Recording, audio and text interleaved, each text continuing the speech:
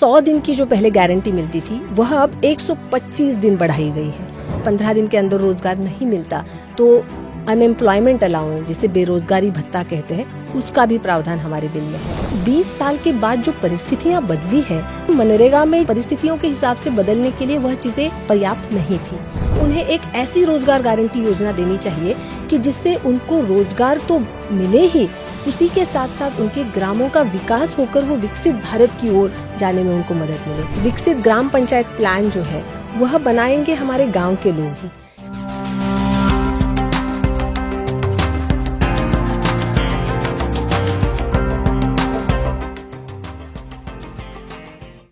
नमस्कार।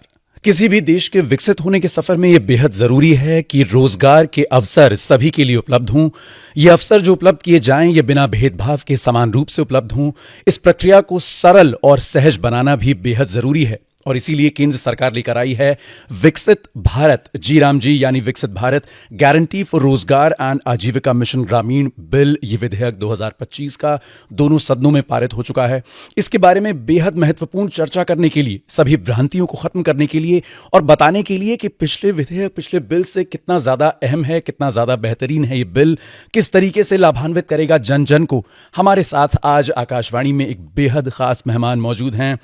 हम जुड़ रहे हैं जॉइंट सेक्रेटरी ग्रामीण विकास मंत्रालय श्रीमती रोहिणी रामदास भाजी भाकरे के साथ। मैम, स्वागत है आपका आकाशवाणी। नमस्कार, थैंक यू।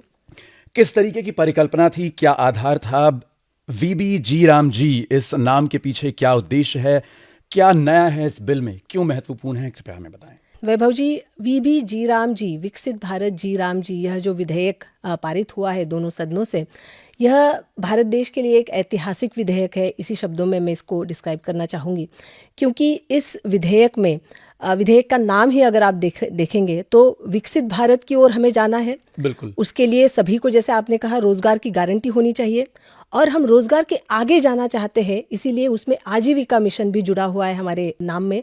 और फिर इसका अगर आप शॉर्ट फॉर्म देखेंगे तो वो हो जाता है विकसित भारत जी राम जी। तो विकसित भारत की ओर जाने के लिए जिन चीज़ों की हमारे ग्रामीण इलाकों को ज़रूरत है वह सारी चीज़ें इस विधेयक में निहित है, ये मैं कहना चाहूँगी।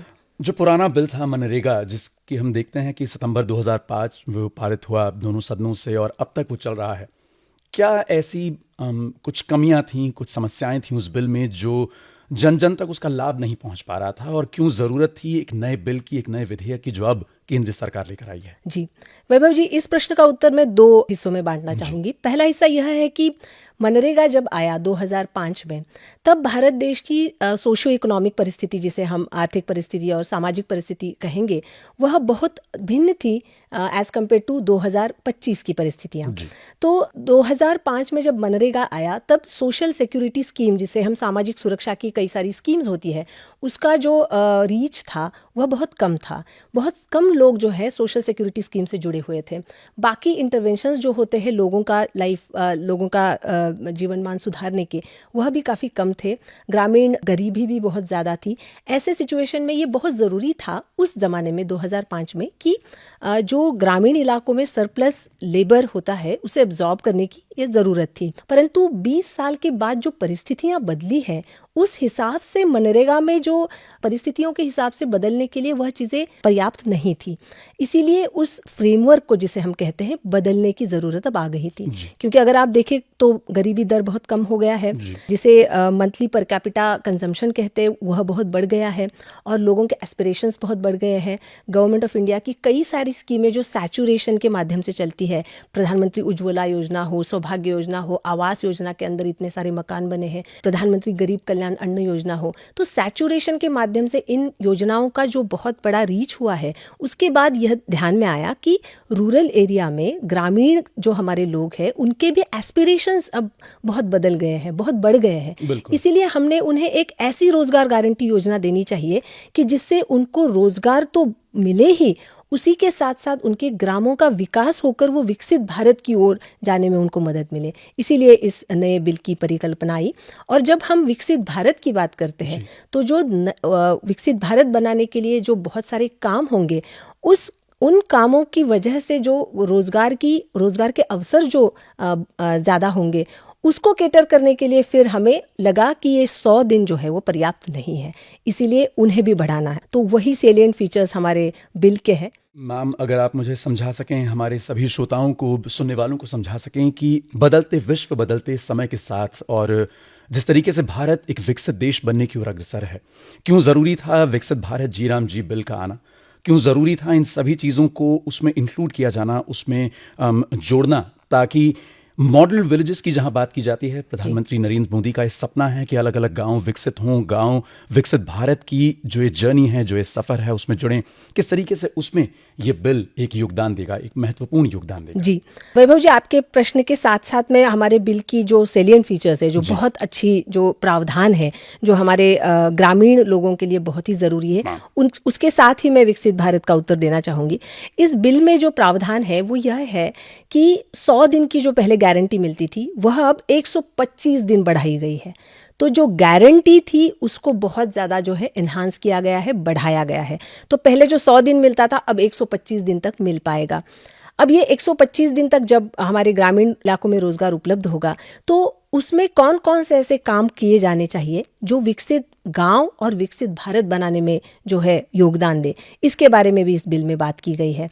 तो गांव में जो विकसित ग्राम पंचायत प्लान का एक कॉन्सेप्ट लाया गया है कि एक ग्राम पंचायत को विकसित बनने के लिए जिन सारी चीज़ों की ज़रूरत है, जैसे कि मूलभूत अवसंरचनाएं हों, जैसे कि एक गांव में रोड होना चाहिए, आंगनवाड़ी भवन होना चाहिए, पंचायत भवन होना चाहिए, स्कूल की बिल्डिंग होनी चाहिए, बाकी सारे जो अवसंरचनाएं वो होनी चाहिए, जल संरक्षण के काम होने चाहिए, आजीविका के काम होने चाहिए। ये सब होने पर एक विकसित गाँव बनेगा। तो यही काम जो है इस बिल के प्रावधानों में इन्हीं कामों पर जोर देने के लिए कहा गया है।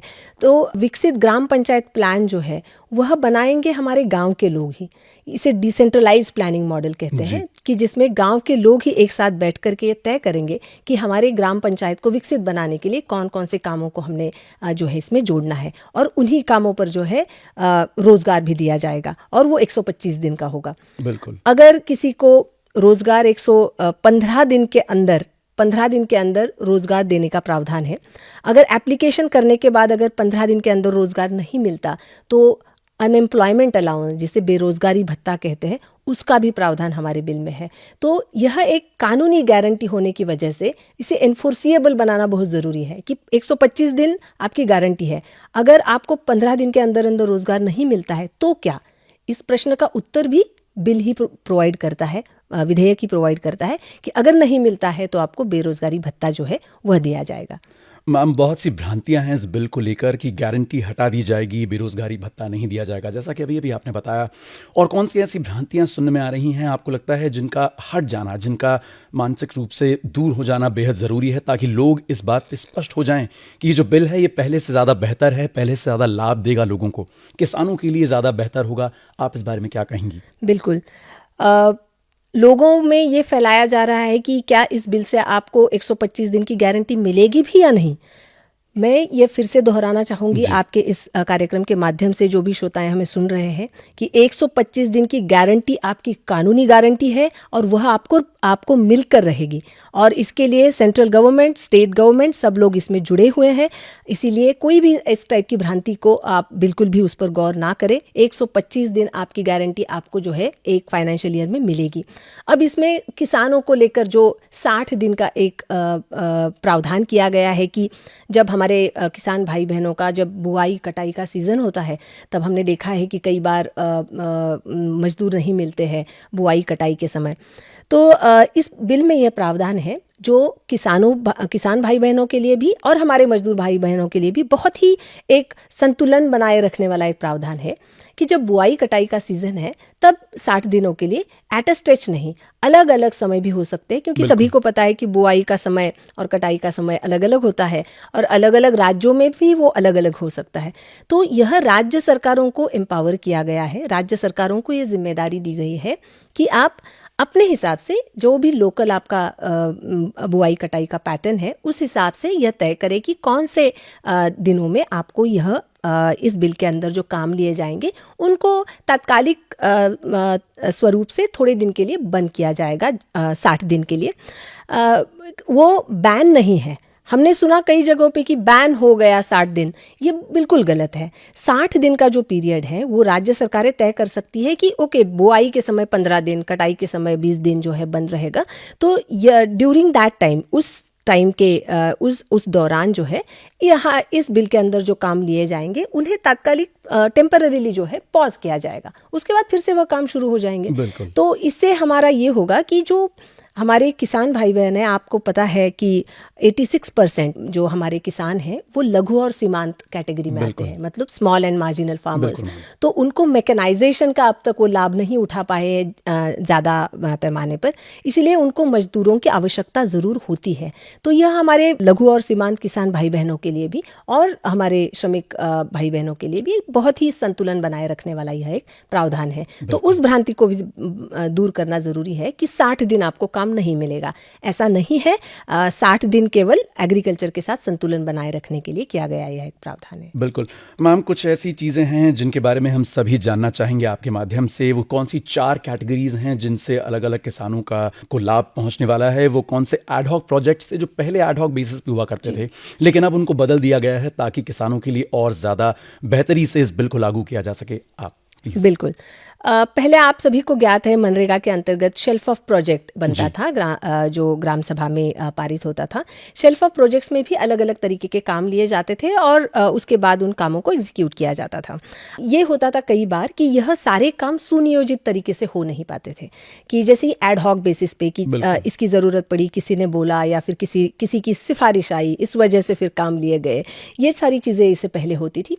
अब इस बिल में यह प्रावधान है कि जो 4 कैटेगरीज की आपने बात की, उन 4 कैटेगरीज में जो काम लिए जाएंगे वह भी विकसित ग्राम पंचायत प्लान के माध्यम से जो है लिए जाएंगे और ग्राम पंचायत ही प्लान करेगी कि हमें कौन कौन से काम लेने हैं। अब वो जो 4 कैटेगरीज हैं वो इस प्रकार से है। सबसे पहली कैटेगरी है जल संधारण के कार्य, जल सुरक्षा और जल संधारण के कार्य, जिसमें चेक डैम, कुएं जो इससे पहले भी बनते थे, तालाब की डिसिल्टिंग एंड डीपनिंग, ये सारी चीज़ें जो होगी जो जल संधारण के काम है। दूसरी महत्वपूर्ण कैटेगरी जो है वो कोर रूरल इंफ्रास्ट्रक्चर, जिसे हम बुनियादी अवसंरचना कह सकते हैं। तो गाँव में जो भी ज़रूरत है, जैसे कि मैंने इससे पहले भी कहा कि स्कूल की ज़रूरत है, आंगनवाड़ी की ज़रूरत है, स्वास्थ्य केंद्र की ज़रूरत है, कॉमन सर्विस सेंटर की ज़रूरत है, रोड की ज़रूरत है। तो यह सारी चीज़ें जो है अवसंरचना सेकेंड कैटेगरी में आएगी। थर्ड कैटेगरी जो है वो है आजीविका मूलक गतिविधियाँ, जो लाइवलीहुड इंफ्रास्ट्रक्चर हम जिसे कहते हैं। अब अगर मनरेगा में देखें तो उसके ऊपर बिल्कुल फोकस नहीं था, क्योंकि मेन ऑब्जेक्टिव था कि केवल किसी को शारीरिक श्रम, मतलब अकुशल शारीरिक श्रम का एक रोजगार देना है। परंतु अब हम चाहते हैं कि हमारा जब देश इतना बदल रहा है तो हम लोगों को केवल अनस्किल्ड मैनुअल काम करने पर ही क्यों रखें। हमने उन्हें ऐसी भी कुछ एसेट्स देनी चाहिए जिससे कि वो आगे जा कर के उनके आजीविका में वृद्धि हो। तो ऐसे आजीविका मूलक जो गतिविधियां हैं, जैसे कि धान्य के भंडारण के जो बिल्डिंग्स बनते हैं जिसे हम फूड स्टोरेज स्ट्रक्चर कहते हैं, या फिर अनाज स्टोर करने के स्ट्रक्चर्स हों, या फिर हमारे आजीविका की दीदियां हैं। आप सभी को पता है कि दीदियां अब लखपति दीदियां बन चुकी है और इन लखपति दीदियों को अब बड़े उद्यम करने का जो है बहुत आशा है कि वो अब इसके बाद बड़े उद्यम करेंगी। और अगर उन्हें बड़े उद्यम करने हैं तो उन्हें हर बार ब्लॉक या जिला हेडक्वार्टर्स जाने की ज़रूरत ना पड़े। उन्हीं के गांव में अगर एक वर्कशेड बनता है और वहीं पे कुछ बहुत अच्छे उद्यम उनसे दीदियों से हो पाते हैं, तो वह क्यों ना इसमें अलाउड हो। इसीलिए ये जो थर्ड कैटेगरी है हमारी आजीविका मूलक गतिविधियाँ, यह भी एक बिल का बहुत इंपॉर्टेंट प्रावधान है।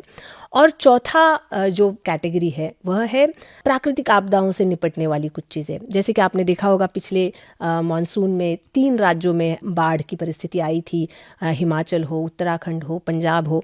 तो हम ये देख रहे हैं कि एक्सट्रीम वेदर इवेंट्स जिसे कहते हैं वो आजकल बहुत बढ़ रहे हैं क्लाइमेट चेंज के चलते। तो हम चाहते हैं कि हमारे गांव जो है वो क्लाइमेट रिजिलियंट बने, वो लचीलापन उनमें हो कि कल जाके अगर कोई बाढ़ आती है या फिर और भी कोई प्राकृतिक आपदा आती है तो उससे निपटने की जो है क्षमता हमारे गाँव में हो।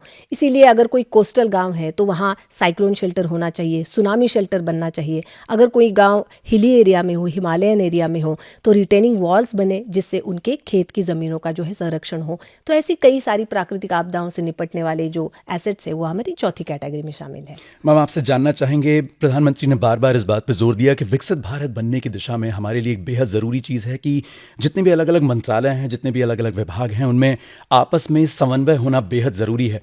ये कोऑपरेशन, ये कोऑर्डिनेशन ही था जिस वजह से पीएम गति शक्ति इंट्रोड्यूस किया गया देश में। अब पीएम गति शक्ति के साथ चलते चलते जो नया विधेयक है विकसित भारत जीराम जी बहुत जल्द अधिनियम बन जाएगा।